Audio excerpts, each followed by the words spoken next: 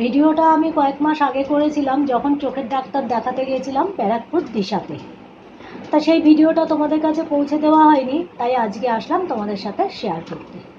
একটা মিনি ব্লগের মাধ্যমে এই ভিডিওটা তোমাদের সাথে শেয়ার করছি।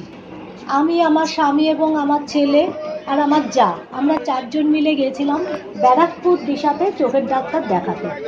তোমরা ভালো করে লক্ষ্য করলে দেখতেই পারবে আমার চোখের কোণে একটা আঁচিল হয়েছে। সেই আঁচিলটা দেখাতেই আমি যাচ্ছিলাম। ওই আঁচিলটা আমার একবার অপারেশন করা হয়েছে, লোকাল ডাক্তার থেকে করিয়েছিলাম, কিন্তু এবার যেহেতু আবার একটু একটু করে দেখছি বড় হচ্ছে, তাই এবারে গেলাম ব্যারাকপুর দিশায় ডাক্তার দেখাতে। আমাদের এখান থেকে আমরা প্রথমে গেলাম রানাঘাট। এখন আমরা রানাঘাটের ট্রেনে বসে আছি। আমি এবং আমার যা উঠেছি লেডিস কামরায়, আমার ছেলে আর আমার কর্তা জেন্টসে উঠেছে। এতটা ভিড় ছিল না বন্ধুরা সকালের ট্রেনে, সেই জন্য আমাদের আলাদা আলাদা করে উঠতে হলো।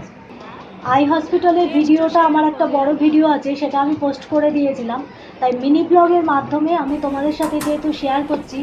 হসপিটালে যে ডাক্তার দেখিয়েছি সেই ভিডিওটা নেই। ডাক্তার দেখানোর পর হাঁটতে হাঁটতে যখন আসলাম, আই হসপিটালের খুব কাছেই কিন্তু দাদা বৌদির বিরিয়ানির দোকান।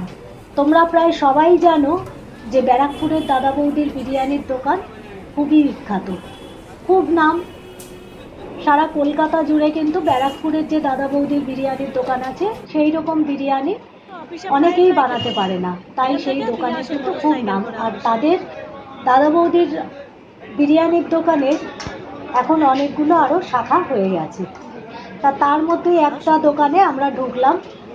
যখন ফিরে আসছি তখন ভাবলাম যে বিরিয়ানি কিনে নিয়ে আসি, সেই জন্য সেই দোকানে আমরা গেলাম। তা বিশাল লাইন ছিল বন্ধুরা, দুটো লাইন ছিল দোকানে। একটা লাইন হচ্ছে যারা সেখানে বসে খাওয়া দাওয়া করবে সেই লাইন, আর একটা হচ্ছে পার্সেলের লাইন। আমার ছেলে গিয়ে সেই লাইনে দাঁড়িয়েছিল, আমরা পার্সেল করে নিয়ে আসবো, কারণ আমাদের ট্রেন ধরার ব্যাপার ছিল। আর বাড়ি আস্তে আস্তে যেহেতু অনেকটা রাত হয়ে যাবে, ব্যারাকপুর থেকে যেহেতু আমাদের বাড়ি অনেকটাই দূরে, তাই আমরা বিরিয়ানি পার্সেল করে নিয়ে আসছিলাম, যে বাড়িতে এসে আর রান্নাবান্না না করে খাওয়া দাওয়া করলেই হয়ে যাবে। তখন ছিল শীতকাল, প্রায় জানুয়ারি মাসের শেষ দিকে আমরা ডাক্তারটা দেখাতে গিয়েছিলাম, সেই জন্য দেখতে পাচ্ছ আমাদের গায়ে সোয়েটার রয়েছে। আর দাদা বৌদির বিরিয়ানির দোকান যেখান থেকে পার্সেল হচ্ছে সেটা বাইরে রাখা রয়েছে, সেই হাঁড়িটা সেখান থেকে তুলে দিচ্ছে যাদের পার্সেল হচ্ছে তাদের, আর ভেতরে যারা খাওয়া দাওয়া করছে সেটা কিন্তু আবার আলাদা ডিপার্টমেন্টে রয়েছে। সেখানে দাঁড়িয়ে আমরা দেখলাম, সেই জন্যই জানতে পারলাম, না হলে তো জানতেই পারতাম না। আমার ছেলে যখন চাকরি করতো তখন ওর অফিসটা ছিল ওই কাছাকাছি সোদপুরে ছিল। অফিসে থাকাকালীন প্রায় ওই দাদা বৌদির দোকানের বিরিয়ানি ওদের খাওয়া দাওয়া হতো, কারণ ওরা অর্ডার করে দিলেই পার্সেল একদম অফিসে পৌঁছে দিয়ে যেত। দাদা বৌদির বিরিয়ানি দেখে কার কার খেতে ইচ্ছে করছে বন্ধুরা আমাকে কমেন্ট করে জানিও।